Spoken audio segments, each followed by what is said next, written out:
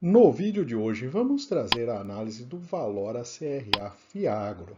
Trata-se de um fundo voltado para o agronegócio que tem algumas características importantes que o investidor deve conhecer antes de investir no fundo.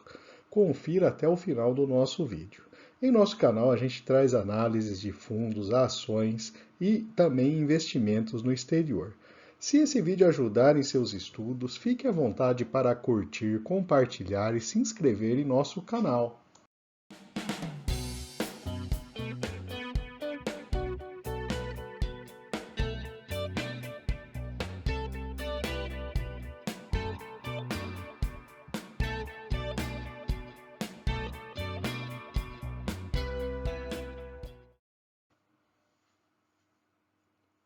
Como sempre fazemos em nossos vídeos, vamos começar falando do portfólio deste Fiagro. Nessa tabela a gente tem aí todas as posições que compõem o seu portfólio. Começamos com um ponto bastante importante que 22,7% do patrimônio líquido desse fundo está alocado em um único instrumento, que é o CRA Bela Agrícola 2. A gente tem o segundo colocado com 14,76%. Depois temos um com 9,58%, seguindo para 7,8% e 7,13%. Ou seja, a gente tem 62% do patrimônio do fundo alocado em somente 5 CRAs. Vamos falar um pouco de cada um deles aí, dessas maiores posições do fundo. O primeiro dele é o Bela Agrícola 2. É uma operação lastreada em debêntures dessa empresa, né, que é a distribuidora de insumos agrícolas, atua no Paraná, Santa Catarina e São Paulo. O vencimento é em 2028 e sua taxa CDI mais 4,2%. O Cotribá 1S é uma operação, né, emitida pela Cooperativa Agrícola Mista General Osório. É uma cooperativa do estado do Rio Grande do Sul para beneficiamento de grãos e rações. CDI mais 4,7% e vencimento em 2027. A Fiagril 4, ela também é uma operação lastreada nas notas comerciais da Fiagril, que é uma distribuidora de insumos nos estados do Amapá, Minas Gerais, Mato Grosso, Paraná e Tocantins. CDI mais 4,9, em 2028 é o seu vencimento. Temos o Fiagril 2, com CDI mais 5,15 e vencimento em 2027, e o Fiagril 3, o CDI mais 5,15% e também vencimento em 2027. Então, das 5 maiores posições, 3 estão em operações dessa empresa, né, a Fiagril. Então, a gente percebe já um nível de concentração do portfólio bastante relevante. Esse é o primeiro ponto de atenção aí para esse fundo. Resumindo todo o portfólio, a gente tem aí a carteira toda investida em CRAs e a taxa média de CDI mais 5,7% e um duration de 1,9 anos. Em termos de segmento, a gente tem quase 55% em distribuidora, 38,7% em cooperativa, 5,3% em indústria e 1% na indústria sucroalcooleira. A exposição geográfica, a gente tem aí uma participação bastante relevante, principalmente aí nas regiões Sudeste, Sul e Centro-Oeste. Então, essa é a maior a distribuição aí, os estados onde o fundo tem os instrumentos aí vinculados. Trazendo agora os resultados do fundo, a gente tem aí no seu último mês, com resultado publicado junho de 23, a gente teve quase 13 milhões de receitas dos CRAs, 600 mil apenas em negociações de instrumento, né, operações de compra e venda de instrumentos. Com as despesas, a gente teve um resultado de 10 milhões. A distribuição foi um pouco acima, na casa de 11.200, em que o fundo distribuiu aí um valor que ele já tinha acumulado, né, nos meses anteriores. Nesse gráfico, a gente observa ali que no mês de março, especificamente, a gente teve uma formação de caixa aí um pouco maior do que a distribuição e que tem suportado aí nos últimos meses essa distribuição, em alguns deles um pouco maior do que o seu resultado no mês apurado. O relatório do fundo traz algumas informações interessantes, né? Então ele detalha as suas 4 emissões, o seu preço de emissão em cada uma delas, né? E o resultado até o momento. Somente quem entrou na 4ª e última emissão que teve um resultado um pouco pior no acumulado até o momento. Então, os demais ali conseguiram resultados melhores.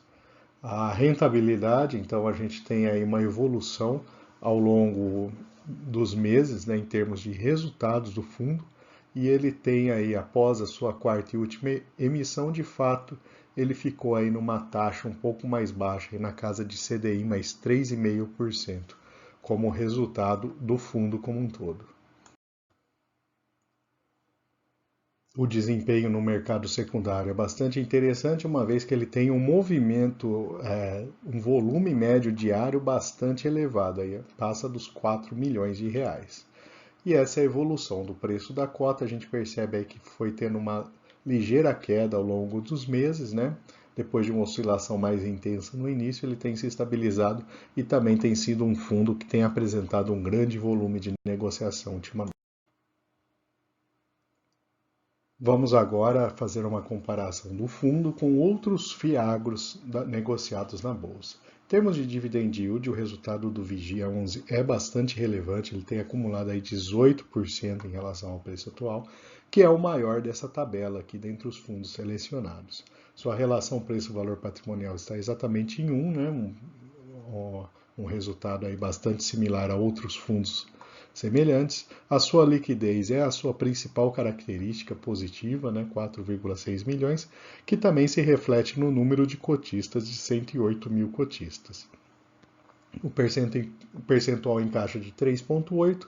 Quem extrapola um pouco é o KNCA 11, que é um fundo que fez uma emissão recente, então ele apresentou aí um aumento recente de capital. O patrimônio de 800 milhões, ele já é um patrimônio intermediário, chegando na casa de 1 bi, que já fica superior aí a vários outros fundos agrícolas. E a sua taxa de administração está no grupo aí mais alto, né, dessa lista, em 1,20%, empatando com o KNCA 11. O histórico de investimento, quem investiu há um ano atrás, ele apresentou uma queda de 6% na sua cota, em compensação recebeu proventos aí na casa de 17%. Com isso, um resultado líquido de 11,3%, que foi um resultado melhor que a inflação no período. Neste gráfico, a gente observa a evolução do seu preço de cota, ele vem diminuindo ao longo dos últimos meses. E um ponto interessante que também traz a questão da liquidez, né? Ele torna um fundo de bastante liquidez, é o fato da sua cota ser negociada aproximadamente a R$10, né? Um valor mais baixo, tem maior interesse aí do público em geral. A sua cota patrimonial está em 9,52, bastante próximo do seu preço, e são 108 mil cotistas que possuem o fundo. E, finalmente, vamos trazer os pontos positivos e negativos para investimento no Vigia 11. Do lado positivo, ele tem uma indexação a CDI, que pode ser interessante nesse momento aí que a gente tem um patamar de juros mais alto. Uma boa liquidez e grande volume de negociação diária é uma boa característica do fundo. Grande número de cotistas também, né? O fato de ele ter uma cota próxima a R$10 torna esse fundo de maior liquidez. E o seu dividend yield elevado nesse momento em que a gente tem aí o acúmulo aí de um patamar de taxa de juros mais alto. Do lado negativo, ele tem uma concentração muito relevante em seu portfólio, que pode aí levar a riscos maiores para o investidor. A queda rápida ou interferência na taxa de juros do Banco Central, né, pode ser um problema, né? A gente já teve uma queda, aí, um primeiro degrau aí de queda da taxa de juros, e o ano que vem a gente tem mudança no comando do Banco Central, a gente tem que avaliar o que deve vir aí. Então, para um investimento mais longo, o investidor tem que pensar aí nesse fator aí que afeta. E após a 4ª emissão, o resultado do fundo caiu em relação ao CDI. Então vale um ponto de atenção ali, acompanhar essa alocação do dinheiro que vai sendo feito aí depois dessa 4ª emissão. e é um fundo que tem uma taxa de administração bastante elevada. Espero que tenham gostado da análise deste Fiagro e caso tenham recomendações aí de novos Fiagros para a gente analisar no canal, deixe nos comentários com a lista aí dos Fiagros que a gente poderia eventualmente buscar em uma análise mais detalhada e até tipos de informações que vocês gostariam de ver num próximo vídeo. E por fim, eu vou deixar aqui uma lista de outras análises de fundos imobiliários e duas recomendações de vídeo. Fique à vontade para consultar. Se não for inscrito, se inscreva em nosso canal.